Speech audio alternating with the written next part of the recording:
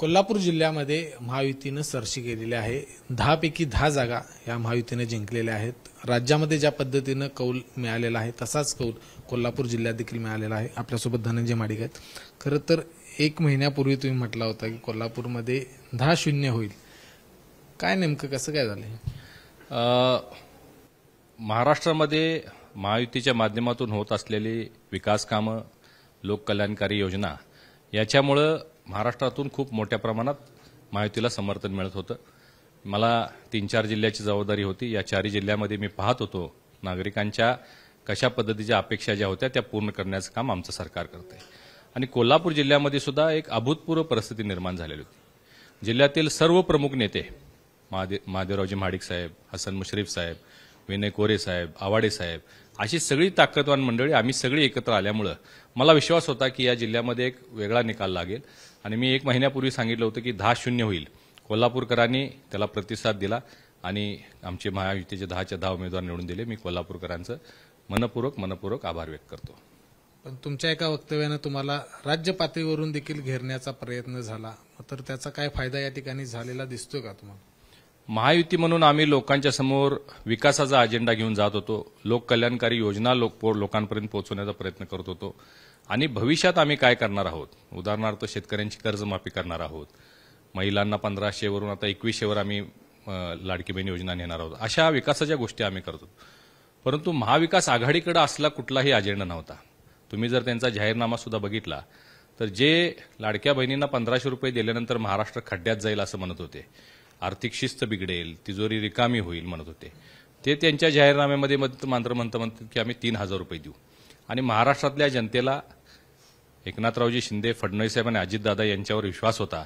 समोर असणाऱ्या नेत्यांच्यावर महाराष्ट्रातल्या जनतेचा विश्वास नव्हता.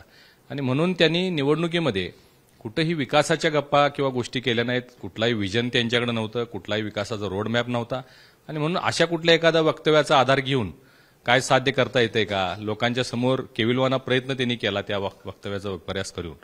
आणि त्याला महाराष्ट्रातल्या लाडक्या बहिणींनी भीक घातली नाही आणि सर्व समर्थन महायुतीला दिलं. त्याबद्दल या सर्व बहिणींचा सुद्धा मी आभार व्यक्त करतो. कोल्हापूर जिल्हा हा काँग्रेसचा असेल किंवा महाविकास आघाडीचा बालेकिल्ला असं सांगितला जायचा.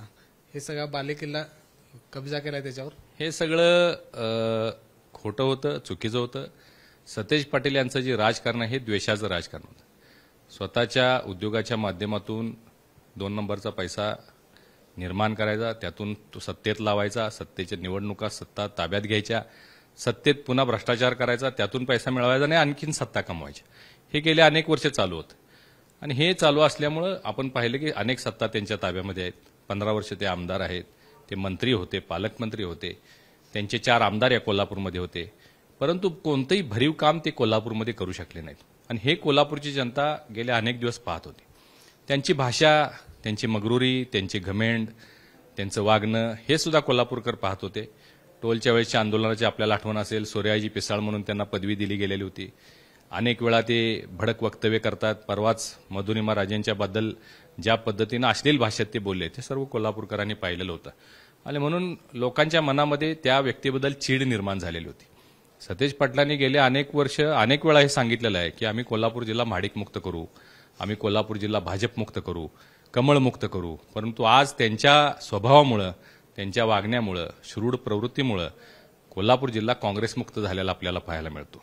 त्यांनी त्यांच्या सत्तेचा गैरवापर कशा पद्धतीने केला हे आम्ही लोकांना पटवून देऊ शकलो. त्याचं आम्हाला यश मिळते असं वाटतंय.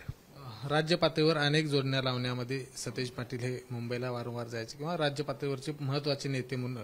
मग तर कोल्हापूर जिल्ह्यातच त्यांचं हे पानिपत झालं त्यांचं म्हणायचं. हे पहा, आमची नेहमीच तुलना होत असते. 2 वर्षापूर्वी भारतीय जनता पार्टीनं माझ्यासारख्या एका सामान्य शेतकऱ्याच्या मुलाला राज्यसभेची संधी दिली. पश्चिम महाराष्ट्राची 4 जिल्ह्यांची जबाबदारी दिली आणि त्यामध्ये मी पक्षानं सांगितलेला आदेश मानून मेहनत केली आणि त्यामध्ये यश आपल्याला आलेलं पाहायला मिळतं. सतेज पाटील हे दिखाऊ राजकारण करणारे नेते आहेत. आता तुम्ही कालच बघितलं असाल, अजून कुठल्याही म्हणजे मतमोजणी व्हायच्या आधीच ते मुंबईला गेले. स्वतः मुंबईहून आपल्या सोशल मीडियावर ते सगळीकडे असं करतायत की भावी मुख्यमंत्री म्हणून त्यांच्या कार्यकर्त्यांनी बॅनर सुद्धा आज लावलेले होते. सकाळी लवकर डॉल्बी सिस्टीम आणलेल्या होत्या. आणि मीच या राज्यातला एक महत्वाचा घटक असं ते स्वतःच कुठेतरी सिद्ध करण्याचा प्रयत्न करतात. आणि अशा एका नेत्याच्या घरातला जर तुम्ही व्यक्ती निवडून आणू शकत नसाल, स्वतःच्या पुतण्याला यश तुम्ही जर आणू शकत नसाल, तर तुम्ही राज्याचं नेतृत्व कसं करणार? हा मोठा प्रश्नचिन्ह मला वाटते राज्याचे नेते आणि केंद्रीय नेते सुद्धा त्यांचे निश्चित त्याचा विचार करतील.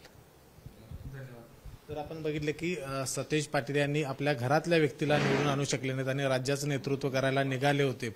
अशा पद्धतीची टीका देखील धनंजय महाडिक यांनी केली आहे. कॅमेरामन निलेश शेवाळेसह विजय केसरकर, एबीपी माझा, कोल्हापूर. एबीपी माझा, उघडा डोळे बघा नीट.